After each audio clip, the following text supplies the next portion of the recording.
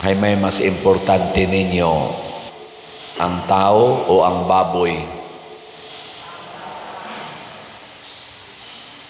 Musugot mo nga na ay tao diha nga siging suyok, nasudlan og daghang yawa, niya moingon dayon ang ganaganing Ginoo nimo iparihab ng tawhana niya kay mahal maggasto, ibaligya ng tanan nimo mga baboy o uban pa nimong mga hayop, niya ang halin igasto niya kanang tawhana sige nagpangawat sa inyo. Sugot mo dili. Oy. Ingon mo mas importante ang tao kaysa baboy. Kanang imo mga iro nga mahalon kaayo, ng mga iro nimo nga itoy palangdaan tag 10,000 na, tag 20,000, ibaligya na niya ang halin igasto sa rehab aning adik. Zaman, sugot mo dili. Awa na. Nahitabo sa istorya karon nga atong nabati. Gikaluy-an ni Hesus, gikaluy-an sa Dios ang taong giyawaan. 2,000 kayawa ang nisod niya. Ako lang ning giingong 2,000 bisag wa hisguti dire panon angan, panon matud pa siyawa. Ang ako ngan panon kay daghan mi. Nya niingon man siya pasudla mi ana mga baboy, nya ang mga baboy nanibsib dito mga 2,000 man kabuok, hurot man gyud ambak sa to pa mga 2,000 sa to kayawa. Ingnon talang ana pag-analyze, pero wa gyud ta kakita siyawa. Pero posible sad ngilingya imong tupad ing na pila ka kabukyawa na ni moron. Ina pila. Si Maria Magdalena kay 7 man to kayawa ang gipapahawa niya. Kanang imong tupad pila ka kabukyawa diha? Ha? Unsa may timailhan nga naay yawa? Ang tao magsigig buhat og dautan. Mao na kining tawhana, magsigig samad-samad sa iyang lawas, magsigig siyagit, ana hadloko niya ang mga tao anay moagi atong dapita, niya gapuson siya, kusgan sa kaayo, pamugtuon lang kadina, inana siya kakusgan. Mao na siya timailhan nga naay yawa, magbuhat og dautan. Kinsa ninyo dinhi nga sukad adtong January 1 hangtod karon wa gyud ka pangasaba ta sa kamot? Kinsa ninyo dinhi sukad adtong January 1 hangtod karon wa gyud ka pamakak ta sa kamot? Wa gyapon. Kinsa ninyo dinhi nga sukad adtong January 1 hangtod karon wa gyud ka panglibak ta sa kamot? Tulo na. Kinsa ninyo dinhi sukad atong January 1 hangtod karon wa gyud makapanaway tas kamot? Upat na. So sa kani pa lang mga sampula, upat na kayawa more or less naa nato. Ang yawa sa kasuko, ang yawa sa panaway, ang yawa sa panglibak, ang yawa sa pagpamakak, punan pa na nato kinsay wa makahunahunag mga law-ayng buhat ta sa kamot. Na 5 na. So ubay-ubay gyud nganlan tanang mga common nga sala. Mao nay buhat sa yawa nato ug ang iyang buhat makapaislag sa kalibutan. Pero unsa may antidote, unsaon man nato pagsulbad nanginhanglan sa tag mga taong muantos. Muna diri sa atong unang pagbasa, dunay mga tao nga gidayeg sa atong balaang kasulatan sugod ni Abraham, David, hangtod ni Kristo, hangtod karon sa atong panahon. Mga santos ang atong tawag nila. Unsa man sa ilang gibuhat, nagantos. Matod pa diri, ang uban pagay nila gipangputlas liog, gipikas ang lawas, gipanitan nga buhi. Way pagkaon, wa gani sila igsusulob, way balay, pero nagpabilin silang nagbuhat og maayo. Nato na sang balihon, kinsa ninyo dinhi sugod karon din agyod mamakak ta sa kamot. Aw dili mo gustong mahimong maayo. Atong gibali ba? Gibali na to. Kinsa ninyo dinhi sugod karon din agyod magyaw-yaw ta sa kamot. Wa gyud. And so on and so forth. So magdepende sa nisiyas desisyon nato. Nya kanusa man ta makadesisyon kung naatay pagtuo. Pagtuo. Kaning pagtuo mo ni musulti nato matud pa sa Salmo, maglipay unta ang inyong mga kasing-kasing kamong tanan nga naglaom o nagtuo sa Ginoo. Kana bang anga wala man kitay laing pangita kalipay man. Nganong yawaan man ta kay mangita tag kalipay gikan sa yawanon nga mga buhat or yawanon nga mga butang. Sama anang kwarta, mangita tag kalipay sa kwarta, yawaan kita. Sama anang pleasure, labi na gyud sexual pleasure, mangita ta diha, ayawaan yun. Muna kinabitay, premarital sex, prostitution, kanang sa panang uban diha, homosexuality, mayawaan kita, kabit-kabit, puyo-puyo, mayawaan yun. Apil na ng abortion, part man na sa sexual pleasure. Ay, unwanted ko no, unwanted children. Pero nga nung nasuod man na diha, lami man, mo na. Pero mangita tagkalipay diha sa Ginoo, diha sa mga buhat nga maayo, magantos ang atong lawas. Mo ning gisgutan diri sa unang pagbasa sa sulat ngadto sa mga Hebreyo. Magantos ta. Sama ni Hesus, way balay, dauton ta, libakon ta. Sige, lingiyay mong tupad.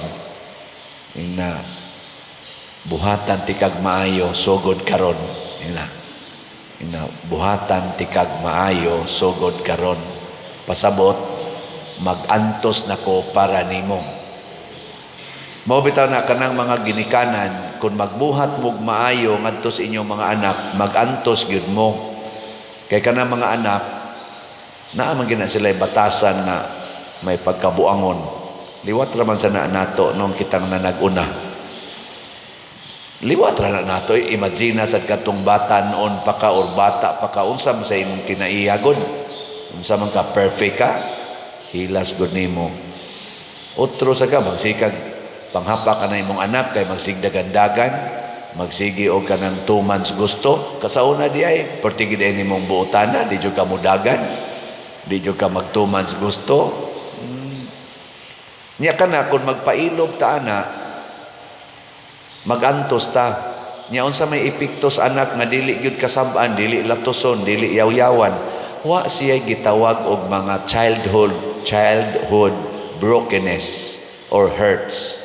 Namatod pa sa ato karong mga eksperto sa psycho-emotional analysis, mga psychologist, psychiatrist, muingon sila tungod sa iyang mga brokenness katong bata pa siya, mauna nga iyang batasan karon lisod na kaayo. Kay kani manggong yawa mga igsoon, patakod-takod na siya.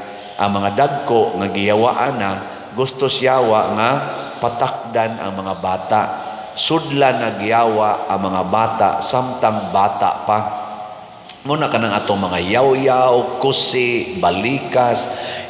Bisan ka na ganing mabdos ka, o niya maghuna-huna ka nga, ipakuha lang tingali ni nako. Uy, nasipyat, magining, sus, animal nga nung namabdos magyug ko. Kanang huna-huna ba? Musod na kuno nas bata dito sa iyang unconscious or subconscious mind. Musod na. Mabitan ng mga bata na yung mga bata nga inika tao pa lang kusmuron og naong. Ingka nga no maning bata kusmod mag-ignaw.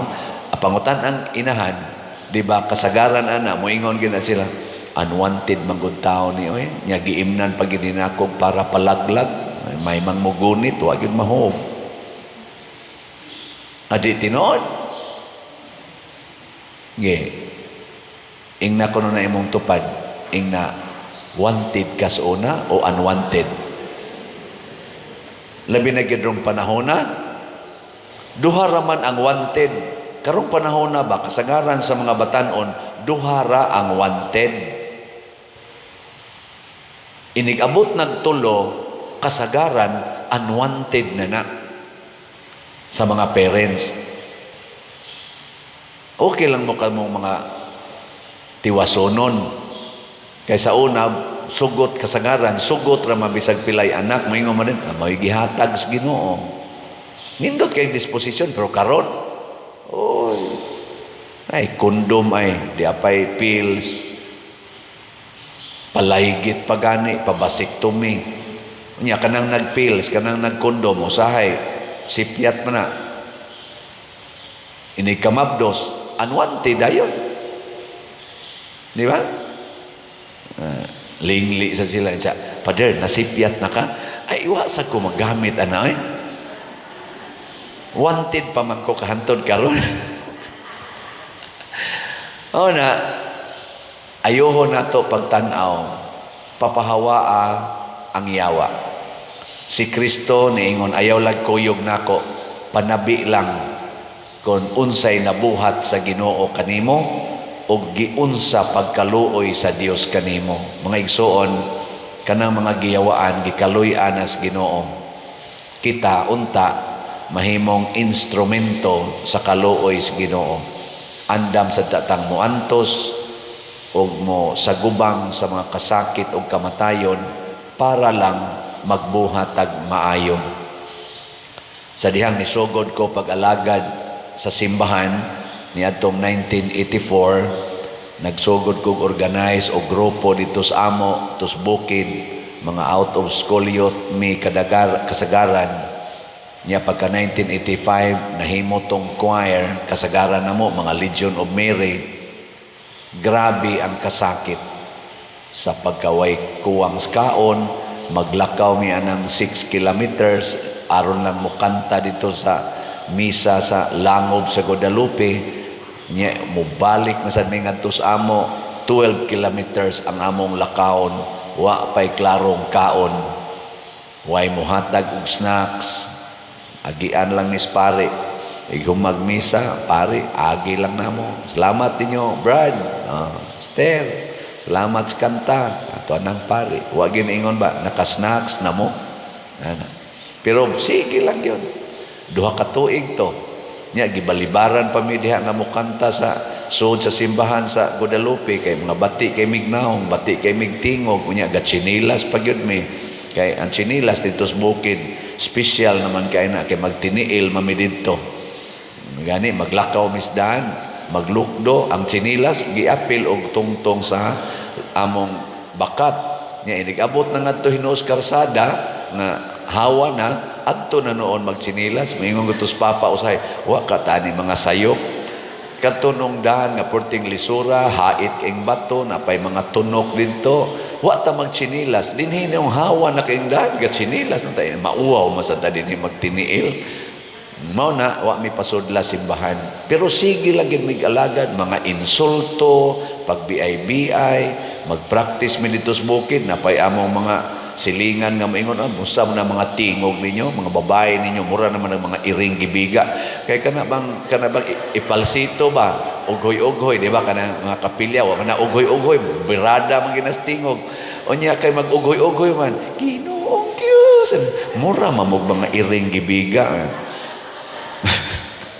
sa konsalay bugal-bugal ba hulgaon pa mis mga NPA dito nga kon mo padayon ni di lang niya may magmahay hulgaon sa misaside sa mga military kay basig maaan ming mga NPA mga na ba lisod ay pero among gisagubang ako niingon jud ko nila rosaryuhan lang yung sista ang atong gamiton way mo gunit og armas rosaryuhan og sista mga matay ta ani magpakamatay ta Karon niya pas inyong atubangan ang nagsulti ani. Wap mamatay, nakakolekta nag-ubay-ubay. Di ba? So nabuntog ang yawanon, alabi na gid ang kahadlok. Daghan ang niingon ako, hunungan na. Gibiyaan sa ako mga kauban nga nangahadlok. Dihay kausa ako na lang yung usa nga nikanta og niingon ko, bisag ako na lang usa padayunon ko ni Lord. Ana. Mo na nga karon, inyo kong hadlok-hadlokon dinhi, inyo kong hulga-hulgaon. Moingon ra ko, kadto ganing dip ako pari, wa mo'y kumahadlok, karon na bang pertindaghan ng kolekta. Hadlokon ko ninyo guway kaon, di mo muhog sa kolekta, kadaghan ang nagmahal nako. Madri palang daan, di na maihap. Bitaw, nya kani pang nagsigig simba kada adlaw, ambot, di ba kani mga yawanon, basig nagpakaroon ingnon lang. Naagi mo, moingon ko, o mo text ko kausa, dias akong social media, duhan ako kaadlaw, way kaon, kay way nihatag na kong bugas. Maglumba, tingin mo hato din no. Pero thanks be to God, wa jud ko magutmi. Ako ragi nagdesisyon nga magpagutom-gutom, pero daghan kayong pagkaon. Salamat. Ang kuwang na lang yun karon, ang slot na lang yun. Kana na lang yun kuwang. Ang atong is in ang atong is in each G. Naapay 7,799 kuwang. Hutda lang ni ninyo. Kamong di mo palit, giyawaan mo. Kamong mo palit, congratulations. Labi na yung maghilak na mo inigpalit ninyo, kay wa na mo'y para pamliti, wa na mo'y para kaon, kana nawagtang na ang yawa diha ninyo. Yawa sa kadaw, yawa sa pagkaisipan, yawa sa pagka self-centered.